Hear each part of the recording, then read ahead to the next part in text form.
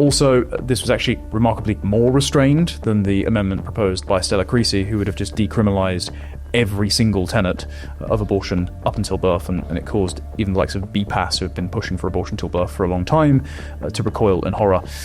Polling has consistently shown that the average British voter actually would like the abortion limit to be lowered. It goes to show how cynical these pro-choice groups are, and that they will push for measures to make pills by post easier.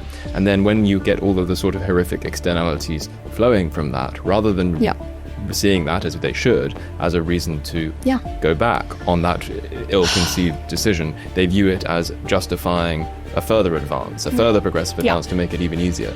But those guidelines, they actually don't say anything about suffering. So what if someone, as in the Netherlands, as in Canada, etc., what if someone has Alzheimer's but their body is healthy? What if someone has anorexia and depression, etc.? To what extent does their perception of their own suffering merit an assisted death? So I think that people are they have this instinct, but it's sort of an erroneous instinct, because I think the idea of someone suffering being justification for killing them is wrong.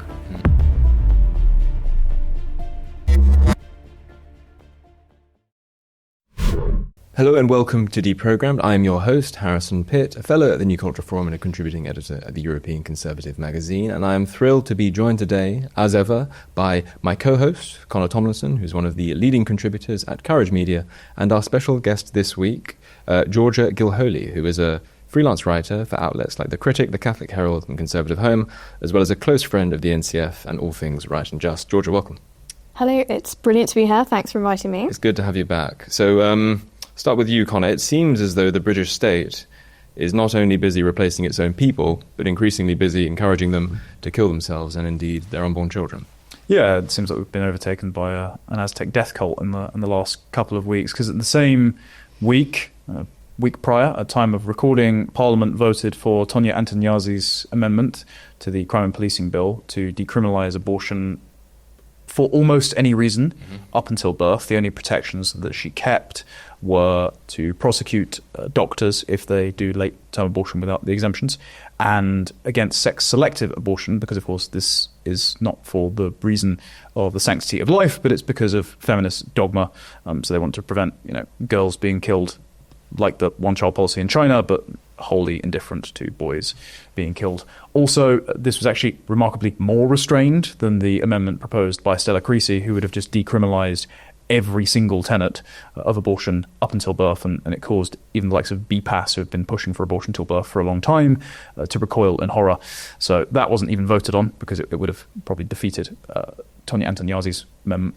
Only one of them was given time. And in the same week, Kim Leadbeater's third reading of the assisted dying bill went through, and during the reading committee stages, various safeguards were removed, and so even those who were not principally committed to the inviolable dignity of innocent human life being sacred began to express concerns that this would be exploited, that mission creep would take over, and we'll see the sorts of killings of people who are not terminally ill on the precipice of death, but instead just on hospital waiting lists or mentally ill, as we've seen in Canada, the Netherlands, Belgium, etc. And Parliament voted overwhelmingly 379 to 137 on the decriminalisation of abortion bill, effectively licensing the slaughter of unborn children on demand in this country. A pretty harrowing day for people who care about the life of the unborn. But I think it also struck people as coming rather out of the blue, Georgia. Why were we not more alert to this? How did it come about?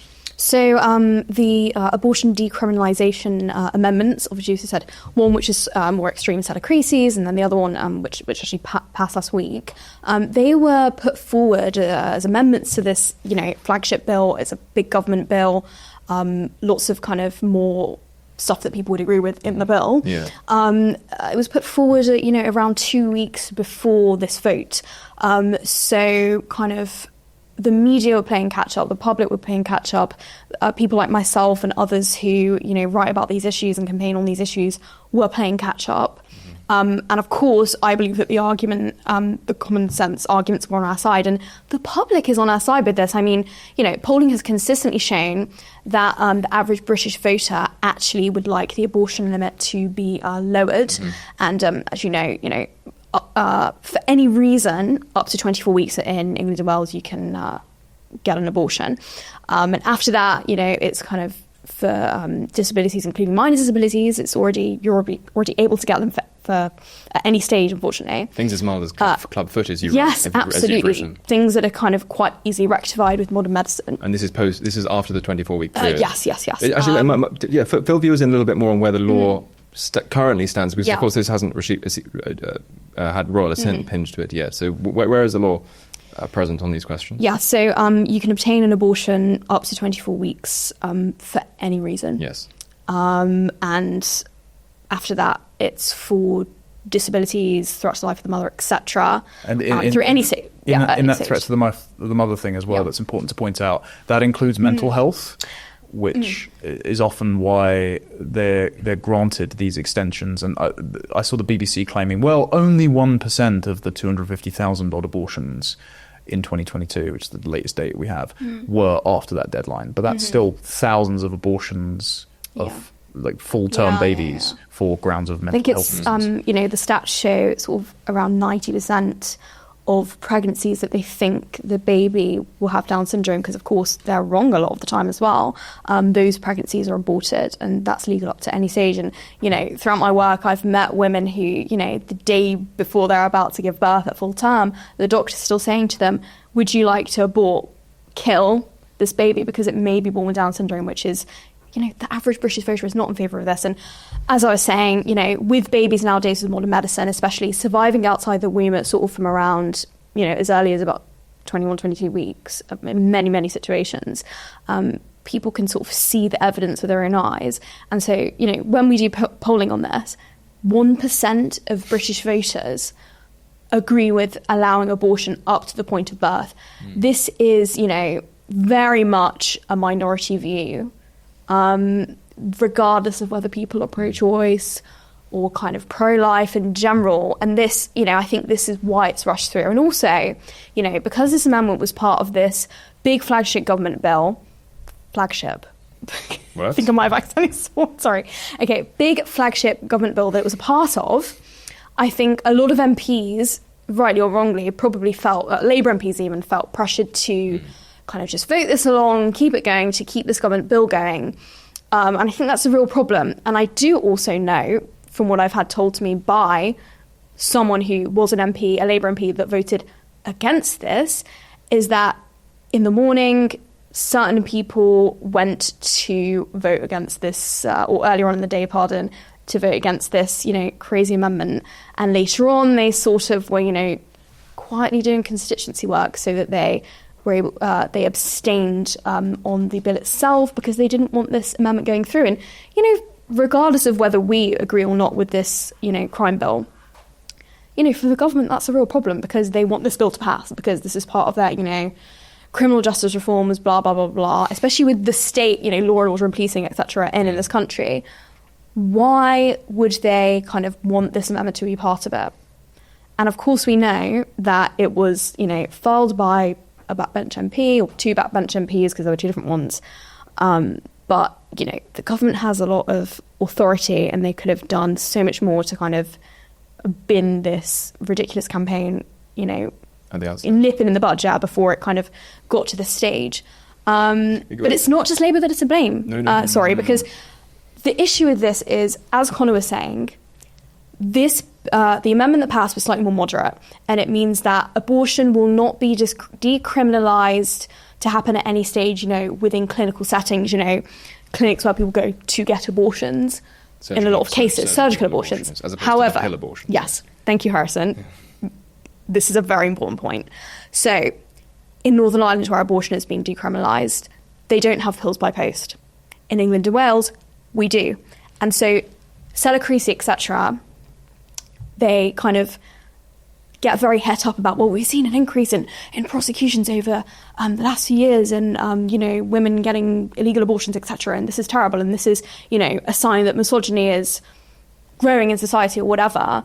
No, the reason is because people you could do it right now. We could get the phone, call BPAS, etc., call MSI, whatever, or MSI that was Mary Stokes, but they rebranded it because she's an evil racist. She was an evil racist, etc. These are the pill providing services. Yes, you call them and say, I'm at whatever stage, please can I have some abortion pills? Yes, okay, yeah. The questions will be more complicated than that, but the reality is... You could be 7 months. You could lie, say you're 7 weeks. Absolutely. But I think the pills by posting was brought in by the Conservatives, actually, and a rather unnoticed feature of the pandemic. There was this push for, well, how are women going to get their abortions? We need to save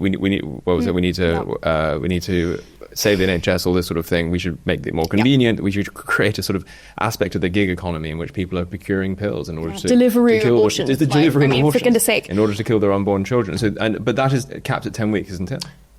Well, technically, yes, it's as a matter of legal weeks. principle. And the reason for that is because, I believe we are all generally pro-life here, but let's just talk about the process of it. Yes. If you take an abortion pill before 10 weeks, you're sort of generally able to kind of end the pregnancy without having to, as you say, go into a clinic and have a surgery and have the baby removed, etc. But what happens is pretty much if you take this after 10 weeks, it gets more, as you go further and further along, it gets more and more, dangerous to just, for the woman, because obviously the baby's already been killed, for the woman to just take the pill because they need to remove the baby, the remains of it, whatever. Which is much bigger at this stage. Yeah, of course, absolutely.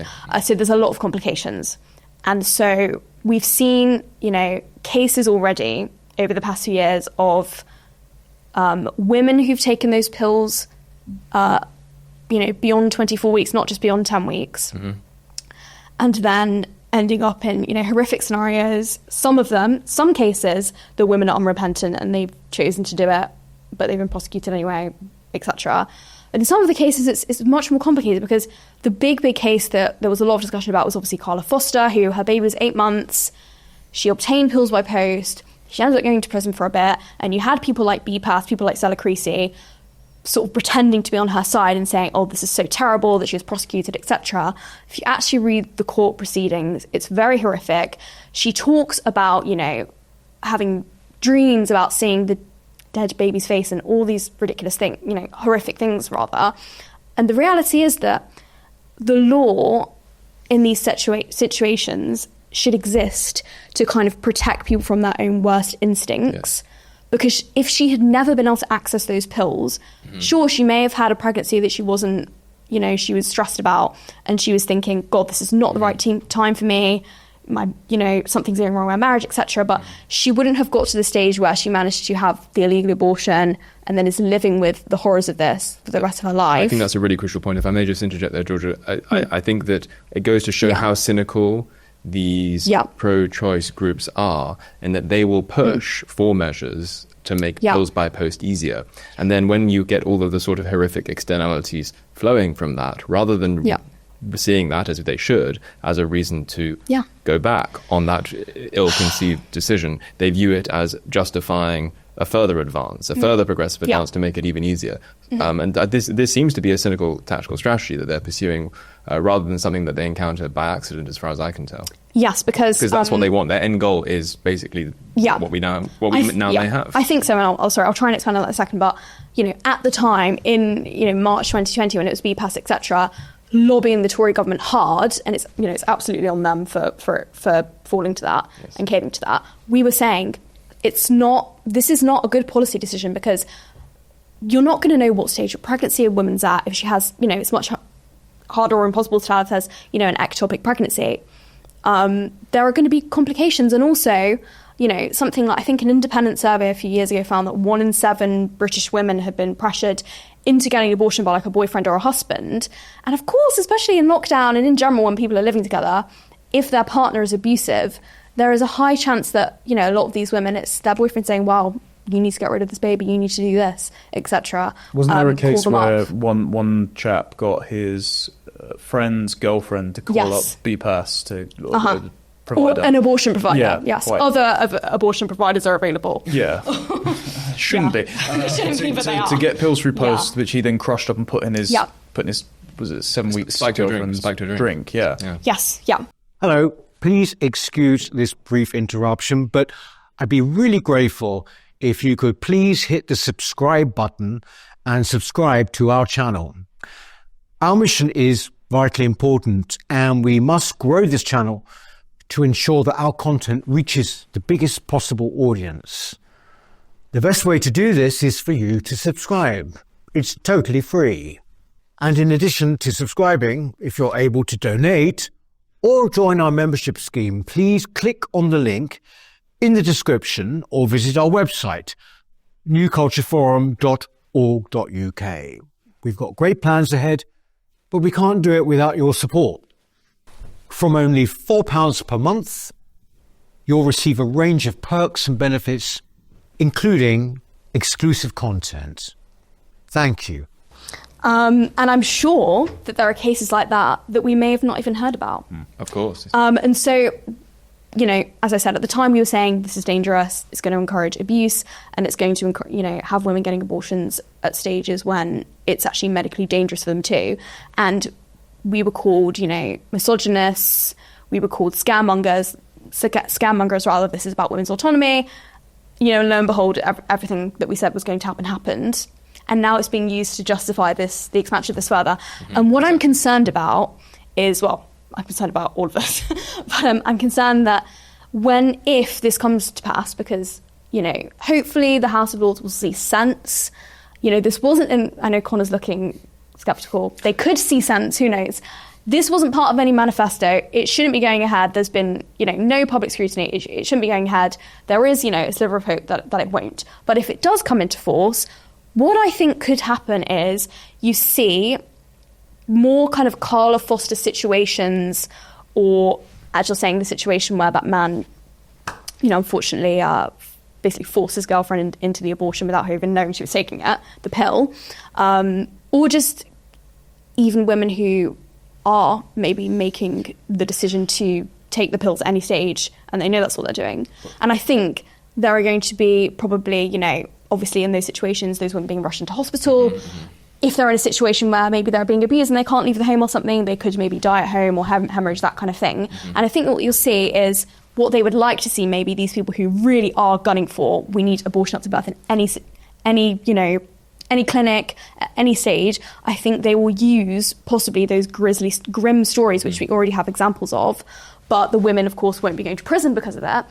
I think they will use those as examples of, okay, actually, pills by post isn't really safe, so what we need to do is have abortion up to birth in clinics, for any reason. Formalise it further. Yeah, absolutely. Formalise it further. And so yes. what you get is that the horrific externalities of their decisions yesterday end up justifying yet more horrific decisions today. And once those ones go through, they just justify yet more horrific ones tomorrow. So this is a sort of ratchet effect that they're, in my view, deliberately pursuing cynically. We should clarify on the law.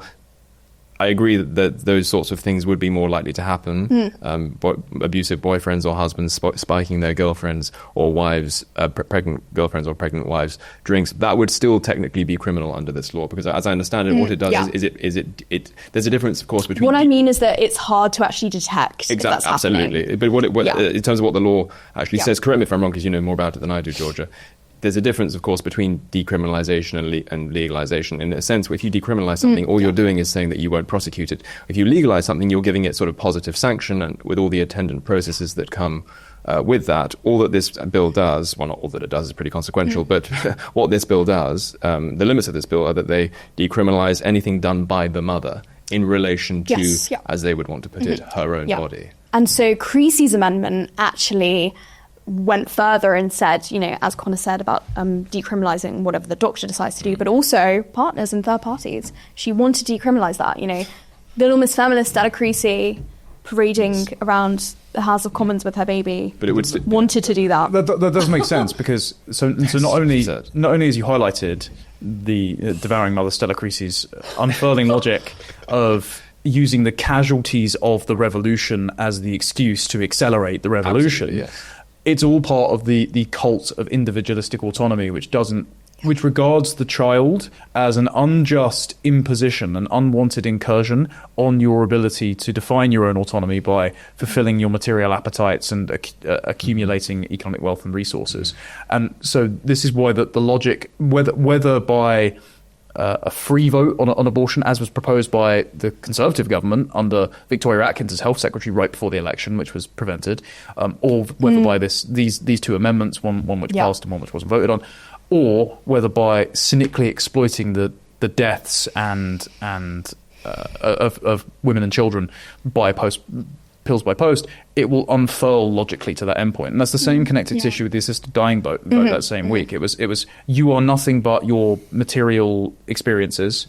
Life is just about avoiding pain and accumulating pleasure. And the moment that pain outstrips pleasure, well, then you have an autonomous right to decide whether or not you get to die. And so press this button and save the NHS some money. It's very interesting that the absolutely horrendous feminist Gloria Steinem once made quite a poetic remark. She said, which I don't agree with, but she nevertheless made it. She said, if men got pregnant, abortion would be a sacrament.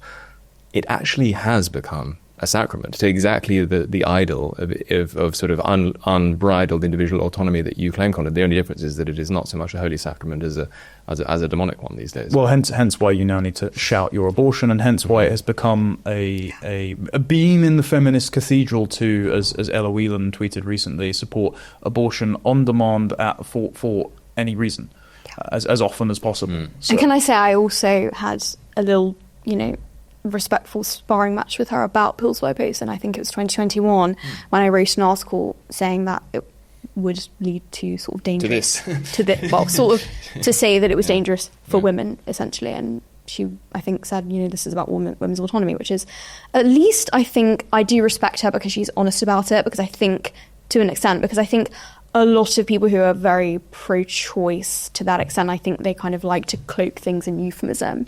But I think in general, with some of these things, like with assisted dying and like with, abortion, I think people like to think that we can just sort of like tidy away things that are inconvenient. And it's sort of, if you decide to have an abortion or if you decide on assisted dying, you click a button and the life is over. It, turn into some sparkles or something. That's actually not what happens. It's actually pretty grim. The physical process of it, aside from the ethical issues, because we live in like a fallen world where there is pain and suffering, unfortunately. And I think people kind of just want to escape that, which you understand, but it's impossible.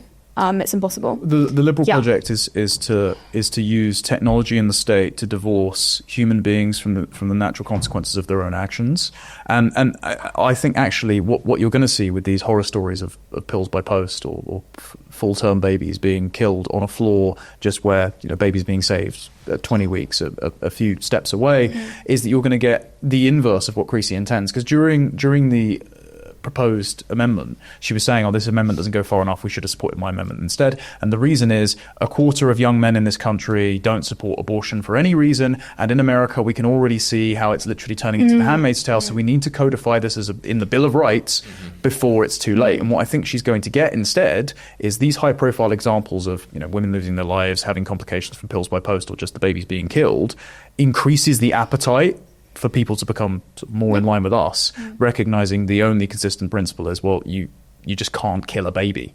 It doesn't matter about viability. It doesn't matter about what the mother's decision is. You just can't do it. And so I think it's going to inadvertently lead to a larger backlash. It's just tragic that many babies are going to become the casualties until people figure that out. Fill us in on some of the details here, Georgia, because it was not the case that the MPs pushing for this decriminalisation measure dismissed concerns that we would have even more horror stories as a result of this, because it would, and that the restoration of in-person checks would burden our Rolls-Royce of an NHS. Like what happened there again? Yes, so Dr. Caroline Johnson, a Conservative MP, put forward an amendment saying, if you're going to do this, can we, restore in-person consultations prior to women obtaining those abortion pills? Yes. It was, sadly, it was rejected for now. And so Antoniazzi, who proposed the decrim amendment that actually got voted on and was passed, she said, if we try and reinstall these in-person consultations, it's going to put pressure on our NHS, etc. So we couldn't possibly do that because women wouldn't be able to access this essential healthcare, which just shows you their attitude towards the situation. They don't actually care about, what is the most sensible thing to do, even for the women they purport to care about. It's just about pushing abortion access sort of at any cost. The safe, legal, and Yes. rare settlement has been shown to just be the sort of Trojan horse by which abortion on demand for any reason can get through. You mentioned the Conservatives, though, and I do want to hang up on this. Yes, please, let's do that. There were 9 Conservative MPs, I think, that voted for this including amendment. several of them being in the shadow cabinet. Yeah, quite. Including quite a lot of them being doctors. I think the sort of bureaucratic ideological capture is actually... We talk a lot about Treasury brain, but I think NHS brain is actually a lot worse. I mean, see what happened to Sajid Javid when he was health minister. One of them took a pop at me on Twitter when I pointed this out and said, you might want to check your post again. I walked through the for and the against lobby, so I effectively abstained. And it's like, well, number one, you didn't abstain. Okay. You still voted technically for, and you only voted against the final crime and policing bill because you were on a 3-line whip from Kemi Badenoch to vote against, and only Luke Evans broke that whip again. Wasn't it a 2-line whip? Was it a 2-line whip? It should have been a 3-line whip. There you go. FYI. But she then said, but also, you abstained on this fundamental question on whether or not... So did Nigel Farage, by the way. No, Nigel Farage didn't show up to vote. But that counts as abstaining. Yeah, but as in he didn't consciously vote. I'm not saying that's excusable, because the reason he didn't vote for the second bill was because he was hosting his GB News show at the time, talking about how he's Britain's sexiest politician and how bacon crisps are harder to get. I think the lives of unborn children might be slightly more important. Wow, this is where we're at with our right-wing styles. Well, and I spoke to Rupert Lowe about this, actually. So he didn't know that the amendment was being tabled on that day. So then he went and voted against it, because as an independent MP, he said it's quite hard to be told about these sort of things. Yeah. So he then went and voted against the it. full... Yeah, he Okay, voted good, against absolutely. the full one. Great. But those 9 Conservative MPs consciously voted for and against. Okay, why are they in a party that calls itself Conservative? If you're not conserving the inviolable dignity of innocent human life at and before birth, then what are you purporting to conserve? I agree with you, but I think we know that that's not what the Tories are about now. And can we also just make a point out about Kemi Badenoch? She did vote against this, which was good. As I was saying, rather, she didn't, issue a 3-line whip. And she also only released a statement about it over 24 hours after the vote had already happened. And prior to the vote, she didn't talk about it. She didn't, from what I can tell, I was monitoring the situation. She didn't give any interviews. She didn't write an op-ed. She could have easily got herself on the front cover of any newspaper saying, this needs to, this is terrible. This needs to not stop. She didn't do that. And I actually suspect that maybe she thought that people would react badly to her saying that, which I actually think was not true. So I think possibly what happened is her or her staff may have then gone on Twitter, gone on whatever newspaper websites after this vote and seen how furious people were, because I'm sure you saw it too. People were reacting to MPs sort of gleefully posting about how they voted for this and saying, this is horrific, this is wrong. And I think she underestimated sort of the British people in that situation. And once again, when it comes to the Tories, they allowed pills by post. And the abortion buffer zone amendment, which buffer was zones. proposed by Creasy as an that amendment, at all, by the way, but didn't whip against it. Multiple Tory MPs voted for it, and it still passed as part of the final police and crime bill in 2023. So the result is going to be more late-term abortions, often at the behest of abusive boyfriends and partners, and more trauma, often unanticipated trauma for the women who are naive enough to pursue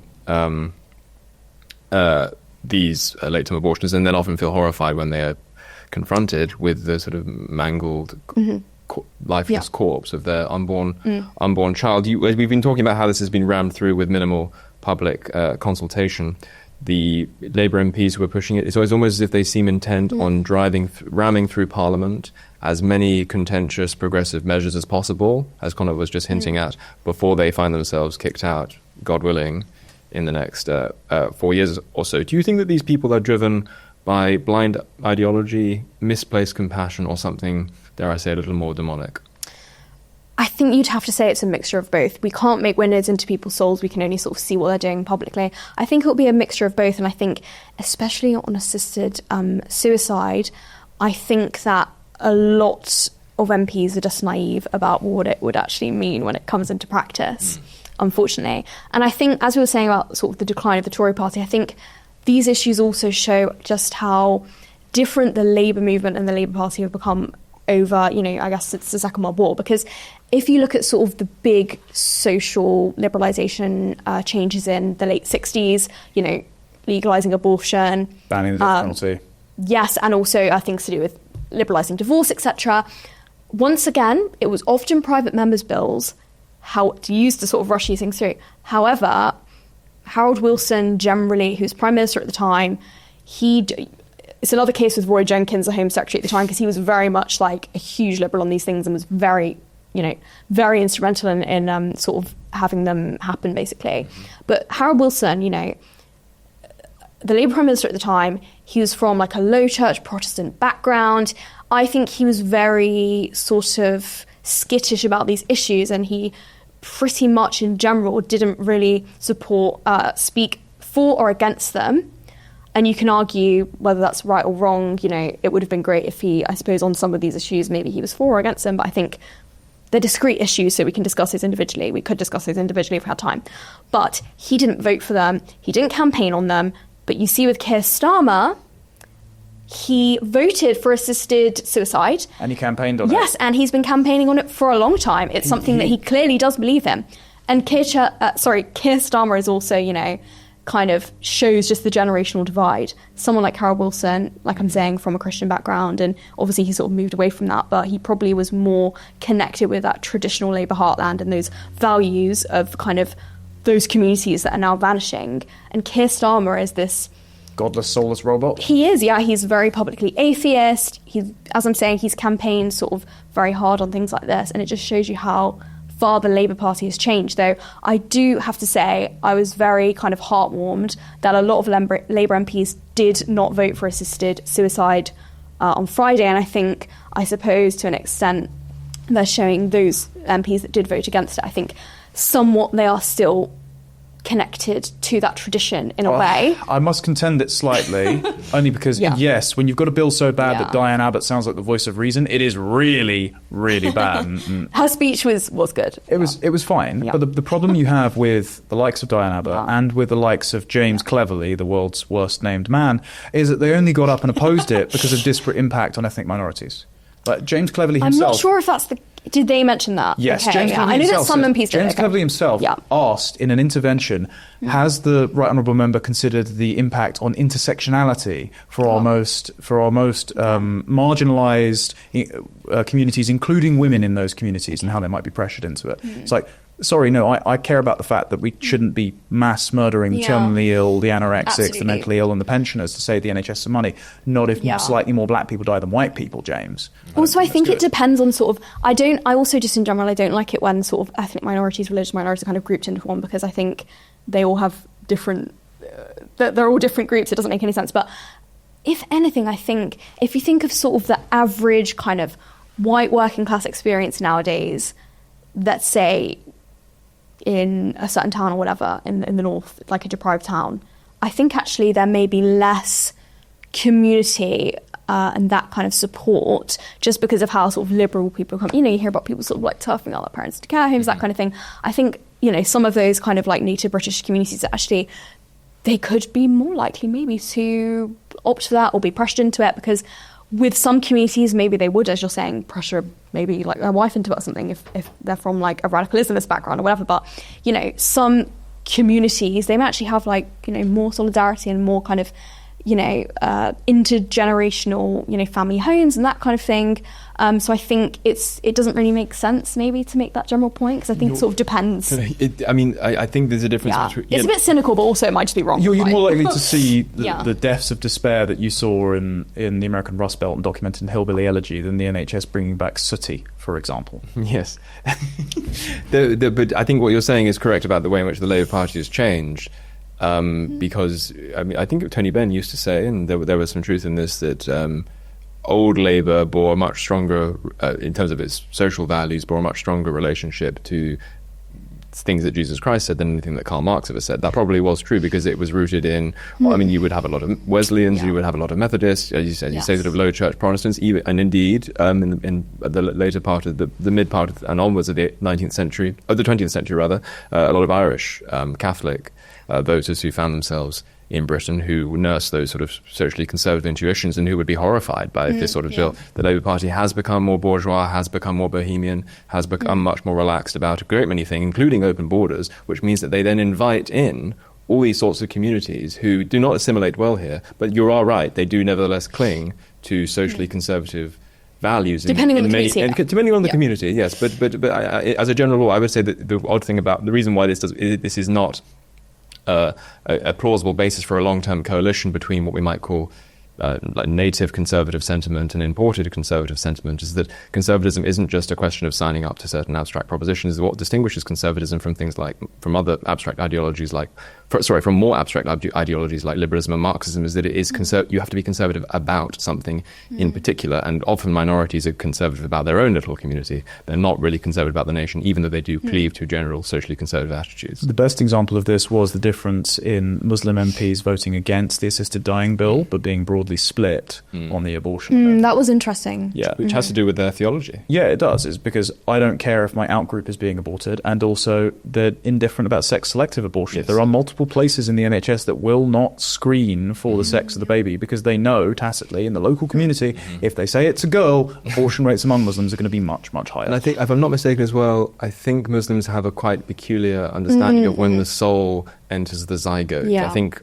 some Iraqi sage in the 10th century pronounced that it was, I don't know, it was like after 72. No, that's It might be that's 12 the weeks virgin. or Sorry, something. it was after 12 Yeah. weeks. So that's when the soul enters the zygote. So the science is settled. The science is settled. So I think, Islam doesn't have the same kind of sort of, solid teaching that, say, the Catholic Church does Exactly. on life issues, because it's more vague about when they're more vague about when life begins, basically.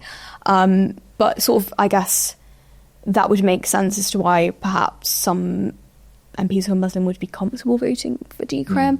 But I think in general as well, I just think that kind of it's still maybe a bit more fashionable to be in the Westminster Bowl anyway, more fashionable maybe to be against assisted suicide than anything related to abortion, because you say abortion and people immediately recoil. But as I'm saying, in terms of the general public, they would disagree with this measure. But I think MPs and politicians are very concerned about, what the Guardian, what the FT, what even the Telegraph, might say about what they're doing, unfortunately. And also, as we were talking about how kind of various MPs are hypocritical on these things, I think something I was frustrated about yesterday is, I'm sure you saw that the radical group Palestine Action are being prescribed by this government as a terror group because of, some of their violence, including breaching a military site recently, causing a lot of damage.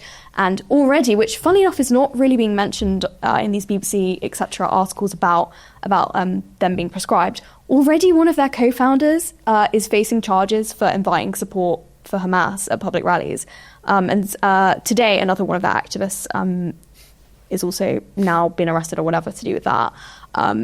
So I think it's interesting that you see so many MPs who voted for the buffer zones, which are really, a ban on any kind of silent prayer or offering women help within 150 metres of abortion clinics, yesterday saying we must protect free speech, we must protect the right to protest. Zara Sultana saying we are all Palestine Action. Well, I mean, that was just disgusting, to be honest, because speak for yourself, love, I'm not. Well, no, I don't know. She does resemble an unwashed, demented Islamo-leftist, so maybe she does self-identify with the group. Well, maybe the word "we" is the operative one there, and she's not referring to us. Yeah, we are all, I mean, yeah. Yeah. When she said, her first person plural is not the same as most British people's, let's put it that way. I have a question. I think it's important to get this out in the open because I think, so you said 1% of the public supports the decriminalisation bill. I'm sure that's true. The 1% of voters support abortion up to the point of birth. Yes. Yeah. That's a better way of putting it. You're right. Yeah. There's no polling on this because it's just happened. It's just happened. No, you're right. Fair enough. And but with Kim Leadbeater's bill, I find that when you meet people, I've been sort of conducting little straw polls in my personal and family life, what you encounter is a very noble and compassionate intuition among good people. I'm not talking about the people pushing it, I'm talking about the people who are sort of watching on, that, oh gosh, it is very difficult for me to deny mercy to people who often experience horrendous suffering towards the end of their lives. Like, what is your response to that intuition? Because I think that I think it is the most powerful one. That if this bill does end up going fully through, will have carried it through. So I have 2 points. So first of all, there was a Telegraph piece published just before this vote last week, and so what it said is, a lot of the public, the majority, in principle, they do support euthanasia, assisted suicide, etc. However, once you explain what the implications of this specific bill would actually be, they disagree with it, funny enough, because it's crazy. What you said, Harrison, about people supporting this because they are, upset that there are people suffering who maybe want to end their lives. If you look at the campaign, for this bill and for euthanasia in general in the UK, it's all about suffering. Someone who's suffering a lot, they shouldn't have to live, etc., etc. They should have options to, have an assisted death. However, one person's definition of suffering is not the same as someone else's definition of suffering. And this bill, the requirements to obtain an assisted death under it are: you have a diagnosis of 6 months to live, etc., etc. You're of able mind. I mean, all of this is kind of like also up for debate. It's also, and open to error as well. Absolutely. So that's also very kind of vague. But those guidelines, they actually don't say anything about suffering. So what if someone, as in the Netherlands, as in Canada, etc., what if someone has Alzheimer's but their body is healthy? What if someone has anorexia and depression, etc.? To what extent does their perception of their own suffering merit an assisted death? So I think that people are they have this instinct, but it's sort of an erroneous instinct, because I think the idea of someone suffering being justification for killing them is wrong. And I think just as equally people see situations where they think, I think that person should be able to have euthanasia, etc. I'm sure they would react just as poorly when they see this coverage from other countries where we've had, in the Netherlands, we had a doctor basically strap down someone with dementia and kill them, and they got away with it because they'd signed something years ago saying that they were okay with having an assisted death.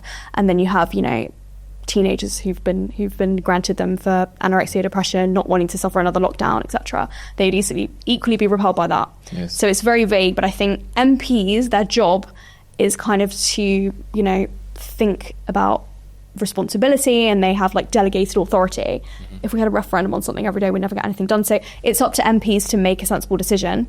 Unfortunately, narrowly this time they didn't make that decision, but hopefully the House of Lords will see some sense and delay this bill or stop it. Yes. So in other words, people in the country who feel moved to support this bill out of their admittedly quite noble intuitions should be educated on the details of what this would mean in practice, and they should bear in mind that it is no good to compare, as you described earlier, our fallen world as currently constituted, and all the horrors that come with it, and the difficulties that come with that, and the suffering that comes with that, with an idealized picture of what this bill would do. You need to look at cases in the Netherlands, cases in Canada, because that's if this goes through, the future is more likely to resemble that than it is the idealized thing. And in pretty much every jurisdiction where this has happened, it has been expanded for obvious reasons, because if you start something like this, how do you stop it? Because as I said, the justification is about suffering, which is very vague.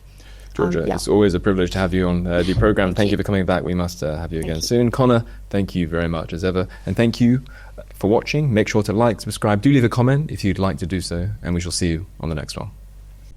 Our mission at the New Culture Forum is and always has been to defend and celebrate Britain's history, culture, and its people, and indeed Western civilization, at a time when both are under sustained attack. We have grown from small beginnings to become the country's most influential right-leaning cultural think tank. Our content is watched and read by some of Britain's most influential political figures. But now, we need your help. If you believe in what we do, then please do become a member. For as little as £4 a month, you can make a vital contribution to what we do. As a member of the NCF family, you will help ensure that we can continue to produce quality content online, such as our 3 weekly programs, Whittle, which is our flagship interview show, Newspeak, our panel discussion show, and Deprogrammed, which is targeted at Britain's youth. As you probably know, in addition, we produce important documentaries, such as our critically acclaimed 6-part series, The West, a stunning celebration of the history and genius of Western civilization, and our ongoing documentary series, Heresies, with hard-hitting episodes tackling subjects such as immigration, gender ideology, and BBC bias.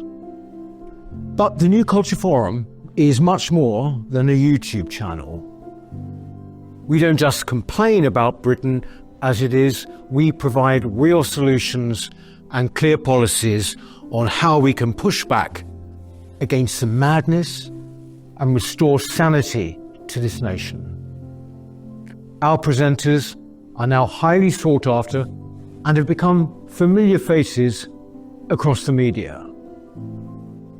Our prestigious annual Smith Lecture and our regional and indeed national conferences have attracted world-class speakers. Perhaps most importantly, we are the only organisation on the right of politics that has launched a national movement without actually being a political party.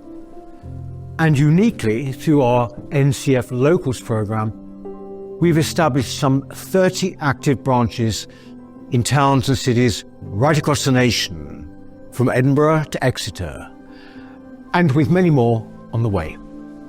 We're very proud of what we've achieved, and our members have made it possible.